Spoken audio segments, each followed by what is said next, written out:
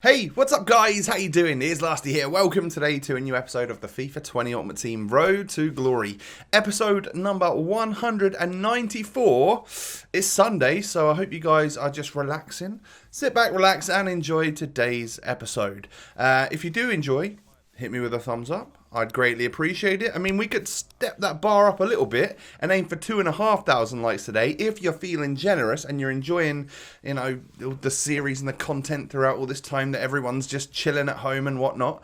And of course, subscribe to the channel if this is the first video of mine that you've seen. Click the little noti bell. It means that you'll never miss an upload. So, the squad is looking fairly menacing. Of course, we've got a lone George Best icon moment. So, the best version of Best that we can get on loan for this weekend league. I've actually, funnily enough, not even come up against him yet, which, I'm not going to lie, I thought this entire weekend league would be plagued with him, and I thought I'd be moaning about it. That's why I sort of use my own, because I thought, well, if they're going to use him, I'm going to use him as well. And so far, I haven't come up against a single one. So, yeah, I mean, we come up against some nice teams. This first squad right here, lots of crazy cards, including that baby Eusebio, which is a very dangerous card to come up against if the opponent knows what he's doing. And genuinely some other great skillers. So I thought I was going to get, like, finessed. I thought I was just going to get like completely skilled off the park here. But I think we start strong. So we're 3-0 at the moment for any of you that maybe missed yesterday's episode. So three games under our belt and we won all three of them. That was on the Friday. And then this is from my Saturday afternoon session. Probably going to have a Saturday evening session to get me up to maybe 11 wins or something. And then obviously play the rest through on Sunday to get up to the 14.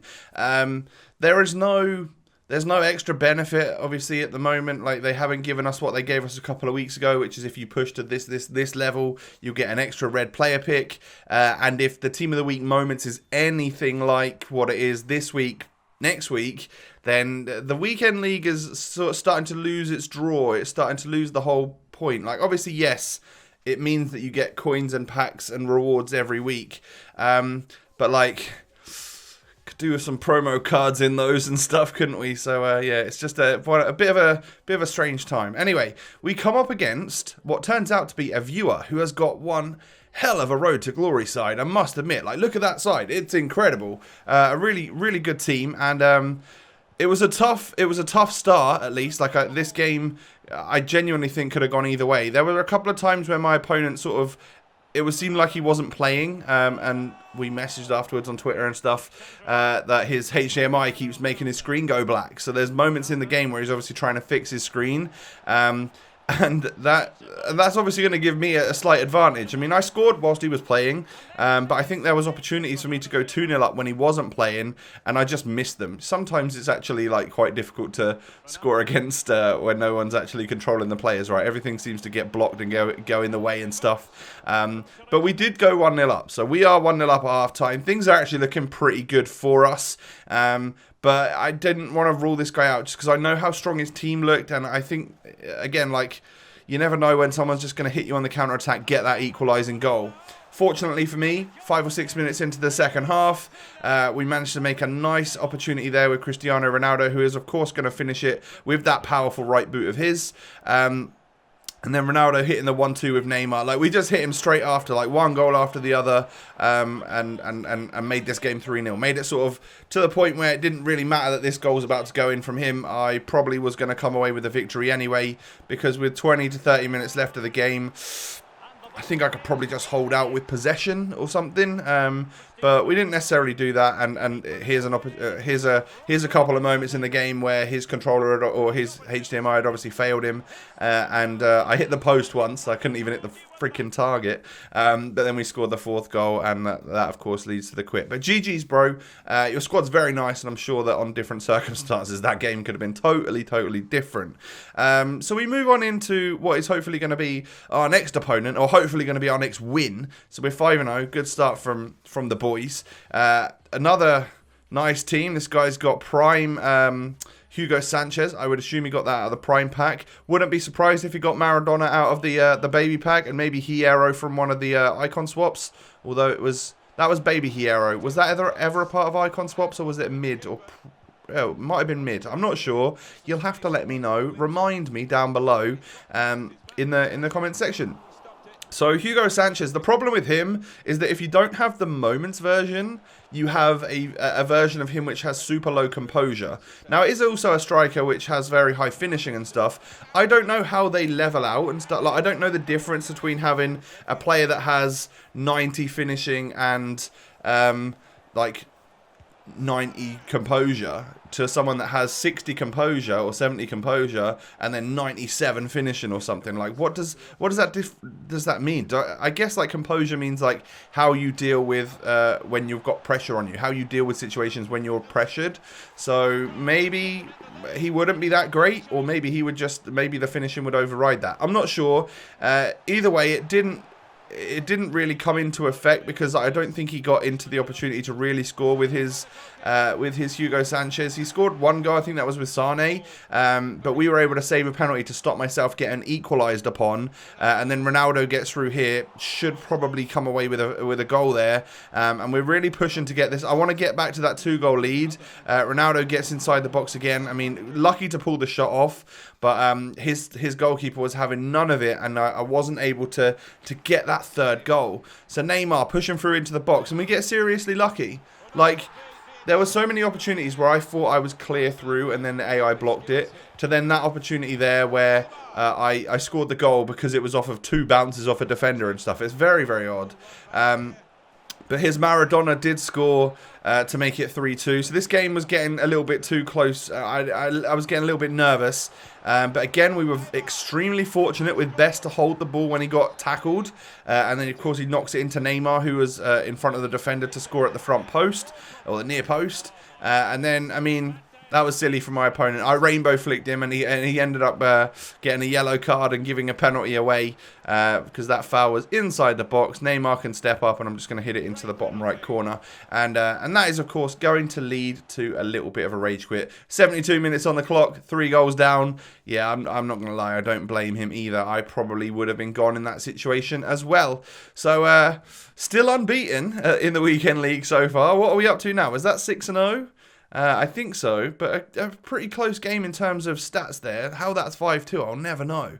So yeah, 6-0, a good start. No losses have come yet a while. And we go into our next match, another very good team. He's obviously been doing the Libertadores like League SBCs for those players there. I also see Prime Icon Moments Gattuso, which probably is from Icon Swaps, and then just some other good players. So I was ready for this one to be a seriously tough game. There looked to be some OP players there, but then right off the bat, like 2 minutes in, I didn't quite know what was going on. I tried to tackle him with Best to get the goal, but he does that. He rolls the ball into the net, pauses and quits, and it turns out it was a viewer who just said, "Good luck in your games, love the video." So hey, appreciate you, thank you very much. That happens once in a blue moon for me.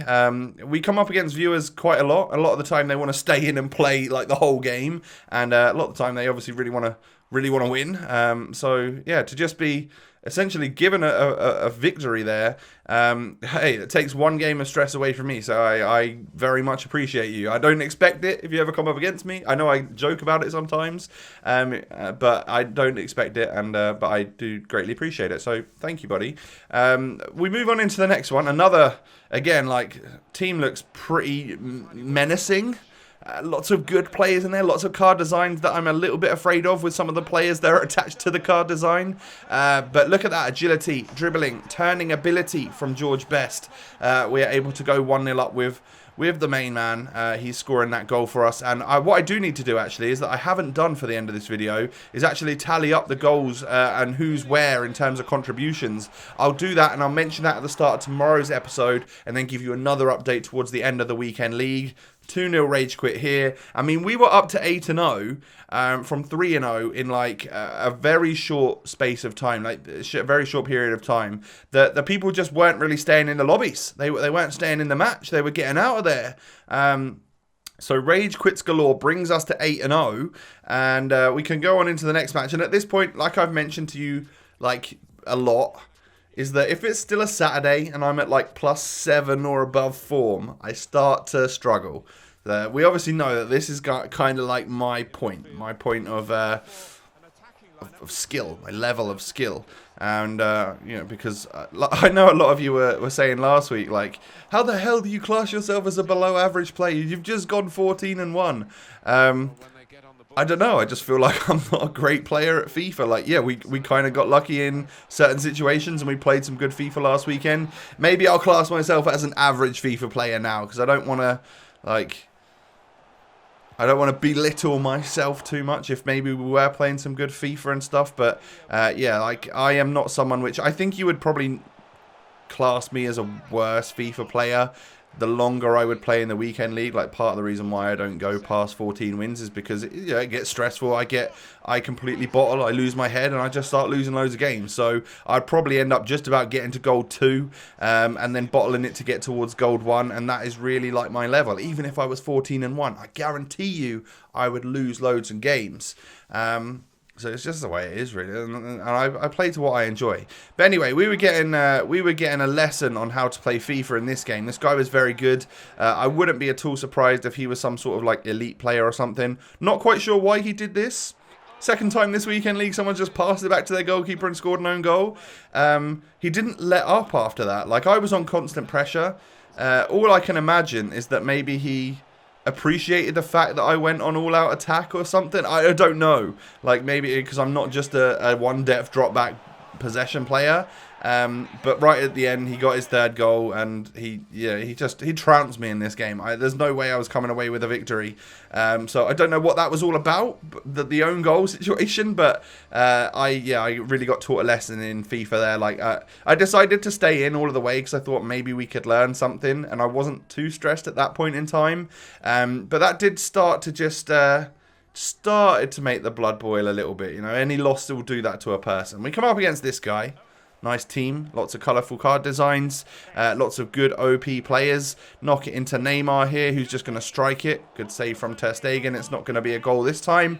But from the resulting corner, it comes out to, or tackle it with David Luiz and knock it into George Best, who is just able to fake shot around the defender and then really pile drive that ball into the back of the net. Lots of power behind that, and I'm finding that about this George Best is that his power shots do seem to have a lot behind them. They feel like Ronaldo shots, which I'm actually really pleased about, because normally a smaller, more agile player like that typically has like lower shot power or lower, he can't seem to get his foot through it, but this Best certainly can.